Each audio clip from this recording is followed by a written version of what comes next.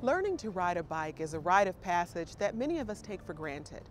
But for children with Down syndrome and Autism Spectrum Disorder, mastering two-wheel transportation can be a real challenge. Now, graduate students and researchers at the University of Michigan School of Kinesiology are helping children with Down syndrome and ASD overcome that challenge. And they're gathering much-needed research about it too. Ulrich is the director of the Center for Motor Behavior and Pediatric Disabilities at the University of Michigan and an expert at teaching special needs learners how to ride bikes. So tell me why it's so difficult to teach kids with Downs and Autism Spectrum Disorders how to ride bikes. What are the specific challenges that go along with it? Well, in both of those populations, they have special learning needs. And so it just simply, on many skills, it takes longer to teach them. Are there physical issues that go along with teaching the kids how to ride the bikes? Balance is certainly an issue. Leg strength tends to be an issue. In terms of children with autism spectrum disorders, they frequently are a little more uncoordinated or clumsy. One thing they have in common is they've fallen frequently on a regular bicycle with training wheels, and so it's a matter of getting over that fear. You look at them when they first get on the bicycle, and they have this death grip, basically on the bicycle. But by the end of the first day, when we start using the adaptive bicycle, which makes learning much easier, you can reduce fear meaningfully by the end of the day. Ready, bike, let's go. That adaptive bicycle literally reinvents the wheel. So Del, these are a couple of the adaptive bikes you use for the bike camp. What's been modified on them to make them appropriate for your use? Yeah, the adaptive bicycles were designed by Dick Klein, a retired engineer, who knew a lot about cycling. The most critical factor, as you can see here, is it doesn't come with a regular wheel. It comes with a roller wheel. And there is a series of 8 of these wheels. As you can see, we have a few here.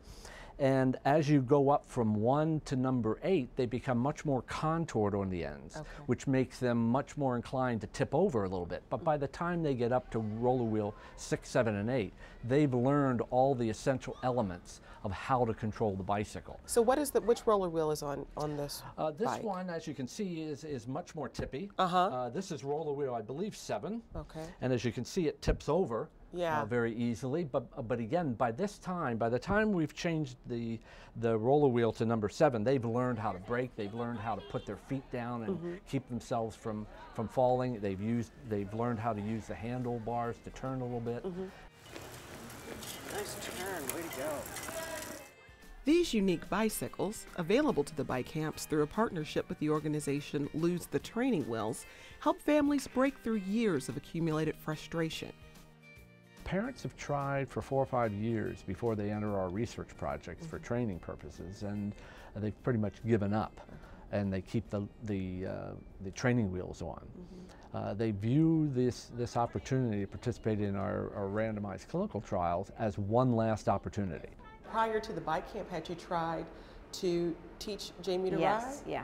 And how had that experience been? Very difficult. Just training wheels. Yeah, Just training. Yeah, it was real. Couldn't get off the training wheels. Yeah, she didn't even like it. So. Didn't like doing it. What is your success rate then? In Down syndrome, there are less than 10% of the population that can ride a bicycle. We're up to about 65 to 68% success rate in 5 days. When it comes to the autism spectrum disorder population, it's more probably in the area of about 20%. And so we're now up to 85% or more in a 5-day training program. So we're very, very pleased with that. It actually happened a lot quicker than I thought it would be originally. And he was very confident. He was very proud to show me how he can ride all by himself. And I guess my first surprise was like just being shocked how well he was doing it and how fast he learned how to ride it. What do you think really contributed to that increased success rate? In order to spread the value of such individual success stories, the bike camps undergo rigorous evaluation. Research is critical, in my mind, helping to change educational and public policy. I don't know of any school that teaches bicycle riding. We've made a decision that it's an extremely functional activity for both health reasons, increased physical activity, but also increased social skill development and community participation. And so If you want to change educational policy, you want to change public health policies, you've got to have good data. And the only way of doing that is with randomized clinical trials. How do you track what happens with those kids afterwards? Are they continuing to ride bikes? Are they exploring their communities in different ways because they have transportation? Those are the research questions that we're pursuing. In the last 2 years, we have been following them for an additional year after training. We monitor, for example, how many falls they take. Do they fall more frequently? They don't. Once they learn, they don't fall very frequently. And so it's very similar to the typical population of children that learn. We are monitoring their social skill development. And it looks like, at least from anecdotal evidence from the parents, that the child's participating in a lot more activities. Our data set will answer that question. Many clinical trials are sterile, data-driven affairs, but this scientific endeavor offers plenty of smiles for everyone on the research team. Is there any particular moment or success that stands out in your mind? We actually met a lot of the children before they came in to the camp, so we did some in-home visits, and it's really rewarding when you meet a kid and you're like, oh, they're on the bubble, I think they might learn, they might not, and then they're one of the kids that really flourishes and learns early on, and especially when the parents are there and they see it and you're with the parent. Seeing the parent watch their child ride a bike for the first time, they may have been trying to teach their child for 3 years, and then in 5 days we have their child up and riding, watching them cry and bring in grandma and grandpa to watch, and all of those sorts of things are just, they're great. Yeah, there are a lot of tears. but good tears. But good tears, happy tears. Yeah, Oh, yes, which is definitely. a lot of fun. Have you noticed any changes since he's learned how to ride a bike and the way he interacts out in your neighborhood, or how excited he is about being outdoors? Yes, he loves being outdoors, and his confidence level has changed and his interaction with other kids has changed because now they have a skill level that they can do together. He was just very proud that he can be there with everybody else riding bikes. Yeah. She doesn't sit there and watch the neighbor kids ride. She rides. Yeah. And while the benefits of biking are primarily aimed at the kids, there's another group that's tagging along for the ride. Frequently, parents of kids with Down syndrome and autism spectrum disorders seem to be isolated from their peer groups because their kids can't do the same kinds of skills and activities that many of the other children do, so they feel isolated.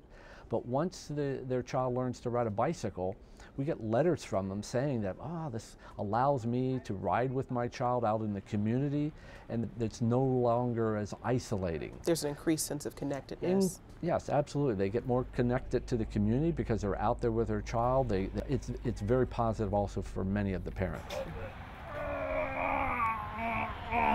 We ride, a couple times a week, and that's the funnest part, is that just an additional activity that, we can do together now. So, Whether it's the pride on a child's face or the tears in a parent's eyes, Dr. Ulrich appreciates the unique payoff to his chosen field of study.